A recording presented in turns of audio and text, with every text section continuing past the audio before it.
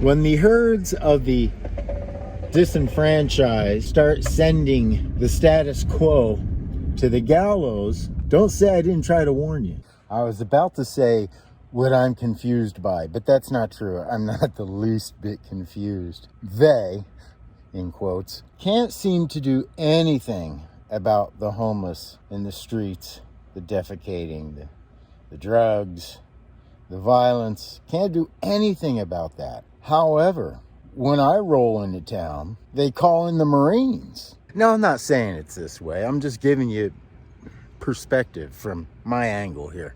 It's as if being white and drug addicted and out on the streets is okay, but being a nomadic traveler of color, an elderly nomadic traveler of color, it seems as if that's just intolerable. I mean, it just seems that way.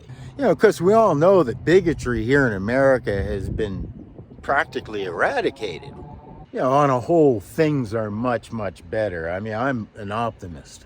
It's just that this is the era of losers' last stand. So all the losers have sort of joined together as one and have decided to kind of go back into the caves. It's gotten so pitiful, so bad for the losers' last stand that they've sided with the enemy in the name of patriotism. They're embracing authoritarianism as if it were freedom and democracy.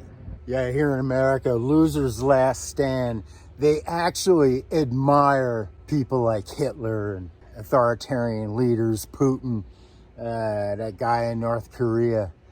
They actually admire those people. That's how pathetic losers' last stand is. 8 billion people, the mighty dollar, and unquestioning faith really does demand a high amount of authoritarianism.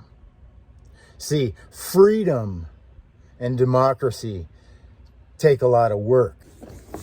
You see, freedom and truth, we can't handle that. You see, in the eyes of God, we're just children. Man may be able to figure out astrophysics, quantum physics, but what man will never be able to comprehend is God's sense of irony.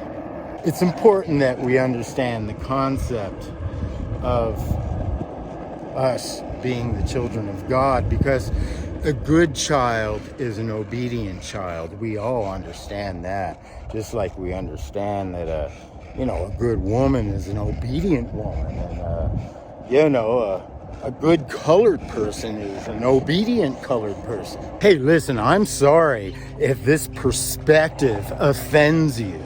And to quote from the bigot from the previous video, I'm offended that you're offended. I mean, I'm probably going to have to kick this up a notch. I'm offended that you're offended that I'm offended. Listen, buddy, ain't you ever been in prison? Equal access comes to those who obey. Overwhelmed by axioms right now. Beggars can't be choosers. In the Bible, there are over 2,000 passages that refer to helping the less fortunate, helping the needy. But don't take my word for it. Look in the book of Psalms. Look in the book of Proverbs. Look in the book of Isaiah. Look in the book of Micah. Look in the book of Zechariah. Look in the book of John. Look in the book of James. In the book of Luke, John says, anyone with 2 shirts should share with the one who has none, and anyone with food should do the same. So rotting and expired food from your local church doesn't count. The book of John, John, America's favorite name, says, this is how we know love. Jesus Christ laid down his life for us, and we should lay down our lives for our brothers and sisters. And if anyone has material possession and sees a brother or sister in need but has no pity, how can the love of God be in this person. It says, "Dear children, let us not love with words or speech, but with actions and in truth." I don't like the fact that the Bible doesn't say anything against slavery other than how you should punish your slaves. But the book of Proverbs says, "Whoever oppresses the poor shows contempt for their maker. But whoever is kind to the needy honors God." Proverbs. Now, I'm probably the most Bible-thumping atheist you'll ever meet. Don't get me wrong, by the grace of God go I, but I will not join a bunch of hypocrites that say one thing from the Bible and do another. I refuse to join a bunch of people that call themselves Christians and do horrible things in the name of God. Nah, I ain't gonna do it. The solar panels here, which is awesome because that means I can kind of get out of town and go back into the mountains or into the desert. But look, the panel is here, except it's huge. You see, this panel is supposed to replace the panel, the 50-watt panel that got smashed. This is 100-watt and apparently almost double the size. Where am I going to put it? In 2008, I used to teach here. When I left, it turned into a tattoo parlor.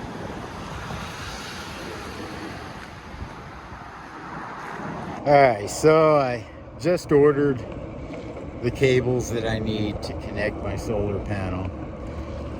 So it looks like I'm going to be here in town for at least another couple days.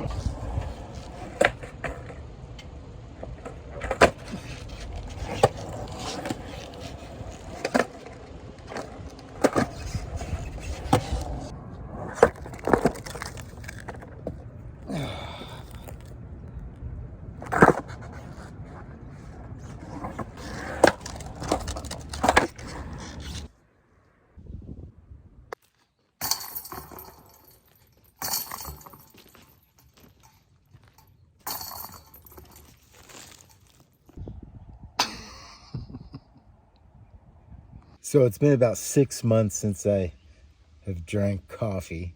Well, no, it's been more like 6 weeks since I've last drank coffee. Well, at least a week. It's been at least a week since I last had coffee.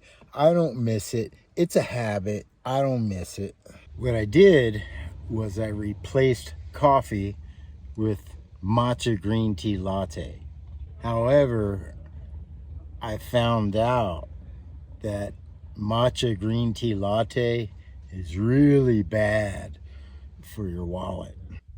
But not drinking coffee has done wonders for my nervous system and my breath. And I think that's why I stopped doing the meat too, because I just don't like the way I smell after coffee and after meat.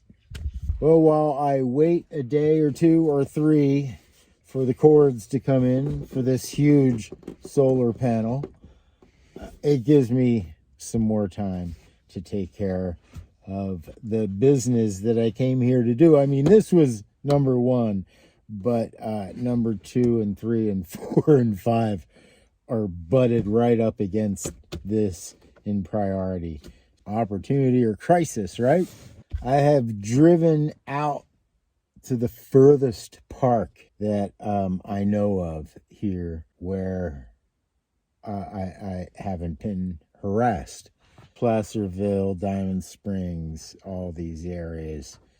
It's amazing how little space there is for just people to hang out by design. I mean, it's been triple digits here all summer. How else are you going to sell a house? You can't just relax under a tree. How's anybody going to make any money that way?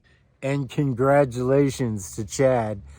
He answered the question, what are the 2 of the 12 laws that I broke in the scuffle? You can check that out in the previous video. Yeah, Chad, as soon as I get your address, I will send you something super special. It's the end of the day, and I finally get to break my fast. It used to be called just eating at the end of the day, but now it's called intermittent fasting.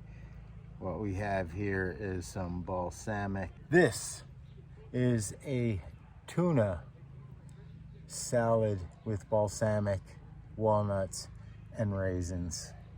The logic behind eating just one meal a day and eating that meal at the end of the day has really worked out for me over the years. It allows your digestive system to slowly absorb the nutrients that you just put in, and you know, you're not just stuffing your face with food all day, all night. You just hold off and eat a really good meal at the end of the day. I don't even know if I'd be able to afford to eat 3 to 5 meals a day. If I could, I'd become a bodybuilder.